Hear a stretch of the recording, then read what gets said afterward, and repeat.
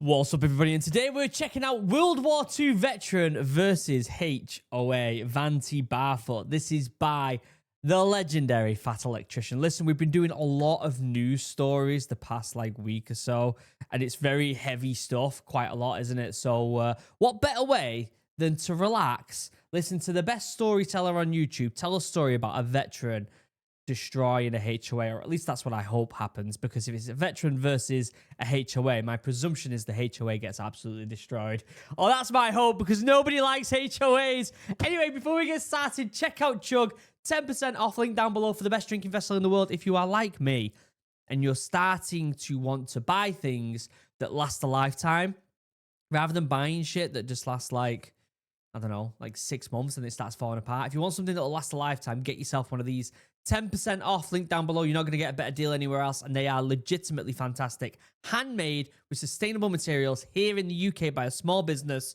Go and support them. Free customization, free bag, best of the best. Also, if you love the outdoors, which if you're watching this content and you're military-minded, you probably do love the outdoors, you're going to want to check out my new business, Morale. This is a mushroom-based drink. It's got functional mushrooms in it with lion's mane and cordyceps. It's coming out very soon to the general public. If you didn't back the Kickstarter, you'll be able to get it soon. If you go to drinkmorale.com, you'll be able to get it. We also started a podcast for all things outdoors, talking about the outdoors, advocating for the outdoors, getting kids outside more, disconnecting from screens and reconnecting with the outdoors, all that good stuff. Check out the podcast Boost Morale. Or Morale Boost, that's what it's called. Sorry, not Boost Morale, it's Morale Boost. So yeah, you can check that out as well. Other than that, let's shut up.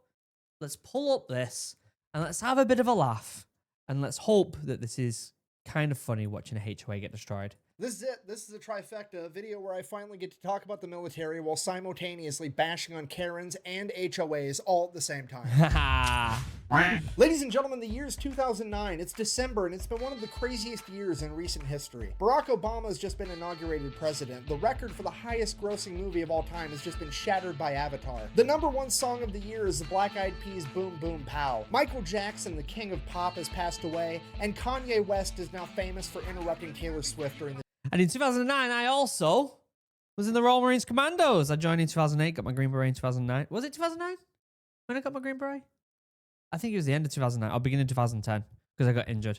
But it was around that time anyway. It was a good time. VMAs. And on top of all of that, it's been one of the worst economic years for America since the Great Depression, with unemployment peaking at 10% and the housing market down 30%. And despite all the craziness going on in the world, in Richmond, Virginia, a 90-year-old man still takes time out of his day to walk out of his house every morning and hoist the American flag on the 21-foot flagpole in his front yard. Later that morning, he would walk right past that flagpole on his way to the mailbox to get the mail, and in the mail that day, he would receive a letter from a high-powered law firm informing him that he was hereby ordered to remove that flagpole and never fly the American flag in his front yard again, due to, and I quote, aesthetic reasons relating to curb appeal. And I know what you're thinking, how on... Fucking HOAs. They're the worst, aren't they? They're honestly the worst. I mean, who likes HOAs? What's the point? It's just a bunch of miserable people moaning. That's all it is. That's all it is. On earth can you order somebody in America to not fly the American flag in their own front yard? Well, unfortunately, this gentleman lived in an HOA, a homeowners association, which if you don't know is basically diet communism. It's where a bunch of people build some nice houses, then they get together and they're like, hey, we got all these nice houses. You know what we need? More government. We've got federal, state, county, municipal. It's not enough. We need even more rules. We should come together, designate a tribunal of elder Karens to make all the important decisions for us, you know, like whether or not I'm allowed to park my truck in front of my house overnight, what colored flowers I'm allowed to grow in my garden. And believe it or not, it does get that petty. It does get that petty. I've heard some horror stories about people who, if they opened their garage door and someone walked past and didn't like what they saw inside, they would sue them and stuff like that. It's horrendous. And what color I'm allowed to paint my fucking house, you know, to protect our property value. But it is on this day that the tribunal of Karens in charge of the Sussex Square HOA in Richmond, Virginia are about to find out the hard way that they have picked a fight with the wrong guy, because this is not just any old man. This is retired Army Colonel Vanti Barfoot, a combat veteran with 35 years of service and the recipient of a Silver Star, a Bronze Star, 2 Army Air Medals, the Legion of Merit, 3 Purple Hearts, and the Congressional Medal of Honor. Holy Born in shit. 1919, Van would grow up in Mississippi during the Great Depression as a one-quarter Choctaw Native American farm kid. Then in 1940, at the age of 21, he would volunteer to join the U.S. Army. He would achieve the rank of sergeant by 1941, and then Pearl Harbor would happen. In 1940, the United States Army had 269,000 soldiers, and by the end of 1941, it had 1.4 million. And with now Sergeant Barfoot being a non-commissioned officer in a leadership role, he is one of the few people that America and the world would turn to train and lead all these new recruits into the largest war the world has ever seen. And that is exactly what Sergeant Barfoot did, leading his men through 3 amphibious... What an unbelievable career history. Like, what an unbelievable achievement to get all that done within one lifetime is insane, isn't it? Landings at Sicily, Salerno, and Anzio before his entire unit would begin fighting their way inland through Italy. Then at the small town of Carano, Italy, Barfoot and his entire company would be stopped in their tracks. In order to advance further inland, they were going to have to go through the mountains. But in those mountains, the Germans had established fortified fighting positions, and there was seemingly no way through. Over the course of the next several weeks, Barfoot would lead his squad through scouting missions, trying to find any possible way through the German defenses, but there were none. Every single possible pass through the mountains, Germans had laid down a minefield, covered that minefield with fortified machine gun positions, and on top of that, they obviously had the high ground. After being halted for over a month, the order would finally come down that Barfoot's company is to just attack, run face first into the German defenses, and try to fight their way through it. Now, if you watched last week's video, you know that trying to fight fortified machine gun positions with the high ground is an absolutely terrible idea. That was a really good video. We've actually seen that video. I'm pretty sure we've reacted to that here on the channel as well. It was a really good one. You didn't. There's this guy, Jake McNasty McNeese. Him and 34 men successfully beat 700 Germans in a firefight because they had fortified machine gun nests and the high ground. And this time around, the Germans have that plus a minefield. It's hard to think of what videos I've reacted of his sometimes because I do watch them in my own time as well. So it's like, wait, did I watch that in my front room while I was chilling, or did I watch that on the channel with everyone?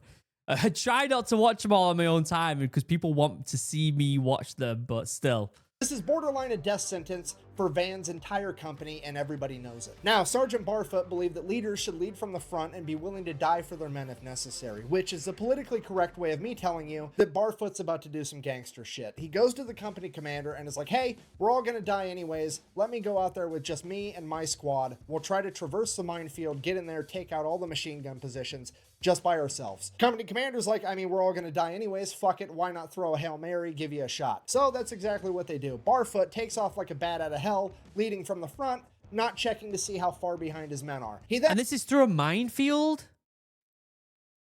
Like, you don't just run blindly through a minefield, otherwise you're gonna lose your legs.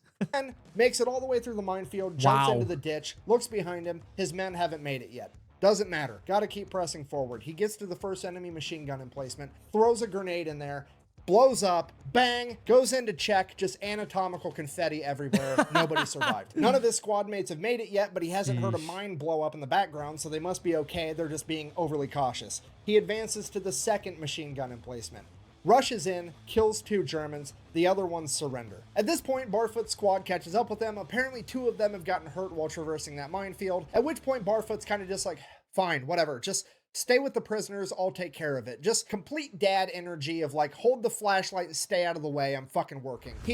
Dad energy.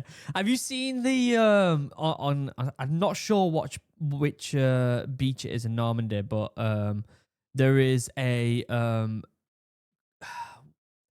fortified position, and they've got these tubes where people were like, oh, you could throw grenades in there. But if you put a grenade in, it actually pops back out at the bottom, and it's like this trick to prevent people from throwing grenades in. You'll have to Google it. It's absolutely bizarre. Advances to the third enemy machine gun position completely by himself. Bear in mind, these Germans heard a grenade, a bunch of submachine gun fire, Germans screaming, and now there's just boss music playing, and it's getting louder as Van gets closer and closer. Van turns the corner, the Germans are like, fuck this, I quit, I surrender, I give up, you win. At this point, Sergeant Barfoot has effectively saved the day. His entire company now does not have to bum rush a minefield and a bunch of fortified enemy machine gun positions. Hooray. So Sergeant Barfoot changes gears, hops into the old leadership role. He starts consolidating everything, figuring out how many POWs he has, whatnot. And then a couple minutes later, the Germans launch a counterattack, and 3 German tanks come rolling down the road directly towards them. At this point, Barfoot continues to dad dick the entire situation, just like, give me the bazooka, stay in the trench, I got this. Gets out, walks out in front of these tanks, wide open, no cover, no concealment, nothing. Just standing out there like it's fucking Tiananmen Square with a bazooka, shoots at the first tank, knocks it out.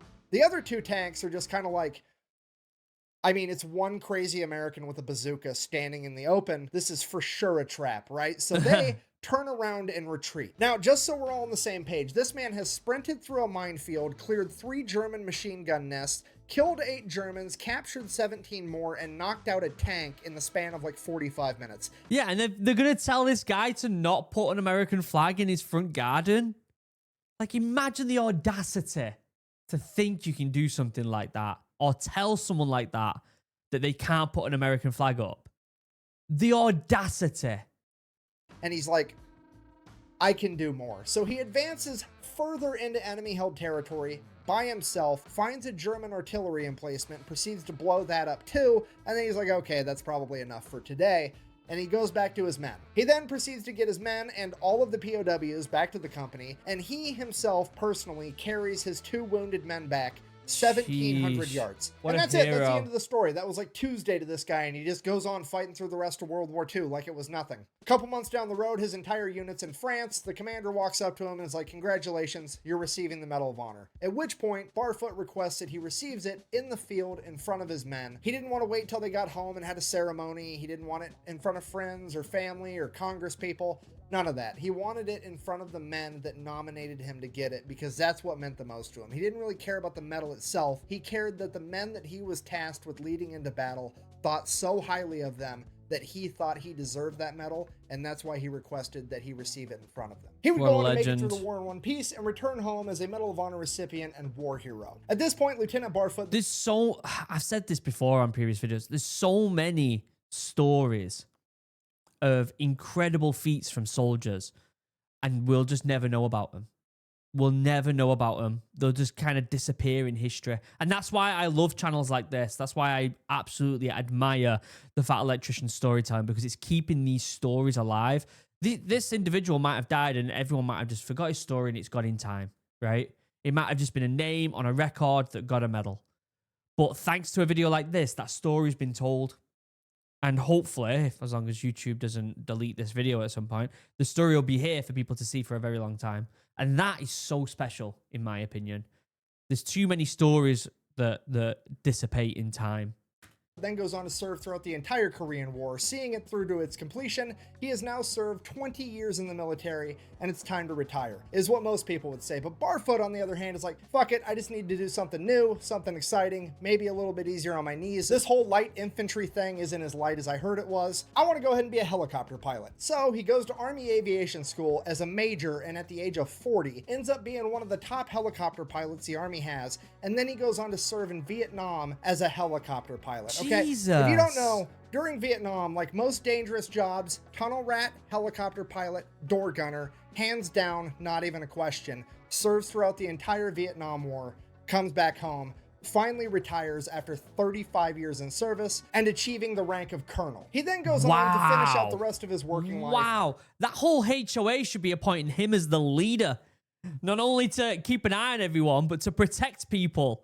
Never mind, you can't put a fucking flag in your front garden. As a military contractor. Now, military contractor, that could mean anything. He could be serving food at the chow hall. He could be sitting in an office giving people advice, writing manuals.